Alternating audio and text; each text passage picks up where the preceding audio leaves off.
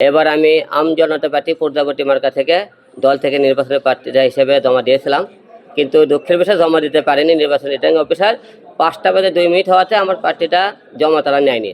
না নেওয়ার কারণে আমরা আজকে হাইকোর্টে রিট করেছিলাম। ওখানে রিট করে থেকে মনে করি আমাদের প্রার্থীটা জমা নেওয়ার জন্য হাইকোর্ট থেকে আমাদের আদেশ দিয়েছে।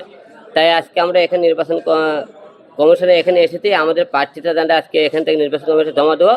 অন্যরা এখন যাচাই বাছাইয়ের পরে এখন আমরা টিকবে কি টিকবে না সেটা এখন বলতে পারছি না, কিন্তু প্রার্থীটা জমা নেওয়ার জন্য আমাদের থেকে আদালত থেকে অর্ডার দিয়েছে আমাদের যেন প্রার্থীটা জমা নেওয়া হয়। এই কারণে আজকে নির্বাচন কমিশনে এখানে আসা।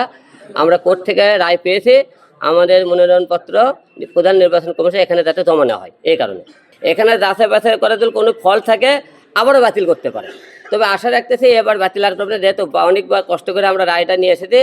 যে আমাদের প্রধান নির্বাচন কমিশনকে দৃষ্টি আকর্ষণ করবো, দয়া করে আমাদের নির্বাচন প্রার্থীরা বৈধ ঘোষণা করবেন আর দ্বিতীয়বার কোর্টে যেন আমাকে না পাঠানো হয়। নির্বাচনের পরিবেশ একবারে ঠান্ডা হয়ে গেছে, মাঠ বুঝলাম না।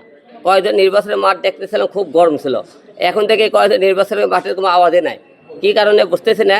তবে আশা রাখতেছি সুষ্ঠু একটা নির্বাচন হবে এবার, কারণ নির্বাচন অনেক বছর যারা নতুন ভোটার হয়েছে অনেক দিন ধরে তারা কিন্তু ভোট দিতে পারে না। তো এবার আশা রাখতেছি সবাই সুষ্ঠু শৃঙ্খলাভাবে সবাই ভোট দিতে পারবে। যেখানে নির্বাচনের হট্টগোল হবে সেখানে যদি আইন শৃঙ্খলা বাহিনী কোনো মামা খালু কোনো নেতা এবং কোনো দলের চিন্তা ভাবনা না করে, যাই সন্ত্রাসী বাহিনী হোক, যেখানে হামলা করা হোক, সেখানে তাদেরকে মুখে সুষ্ঠু তদন্ত করে তাদেরকে বিচার করা হয়, তাহলে নির্বাচনের মাস আমি আশা রাখি সুষ্ঠু একটা নির্বাচন হবে। রাজনীতির মাঝে মার হামলা মামলা এসব লেগেই থাকে। এখন মনে করেন প্রত্যেকবার যেহেতু মার খেয়েছে, এবার মার খাইতেও পারি, সমস্যা নাই। তো মার খাওয়ার প্রস্তুত থাকলে ভয় করলে তো নির্বাচন করতে পারবেন না। তাই অবশ্যই নির্বাচনের মাঠে সাহস নিয়ে এগিয়ে যেতে হবে, যাতে মারের ভয় দূর করে। তাহলে আমি যদি নিজেকে ভয় করি তাহলে জনগণের সেবা করবো কী হারে। তাই আমাকে সাহস রেখে সামনে এগিয়ে যেতে হবে। তো অবশ্যই সুষ্ঠু একটা নির্বাচন আশা করতেছি। তো মামলার ভয় করতেছে না, মারের ভয় করতেছে না। তো আপনারা সবাই সহযোগিতা করবেন। জ্বর বিলে মৃত্যু হবে, তো মরলে বাঘের লাখান হয়ে মরবো, বিড়ালের লাখান হয়ে মরতে চাই না। গানবেন কী করবেন, নির্বাচনের প্রার্থীতে ফিরে পারলাম না, তো গানবেন কী করবেন? কেবল মনে প্রার্থীর জন্য আপিল করে কেবল মনে করেন রায় নিয়ে আসলাম, এখনো মনে করেন নির্বাচন করতে পারবো নাকি তাও কোনো শিওর নাই।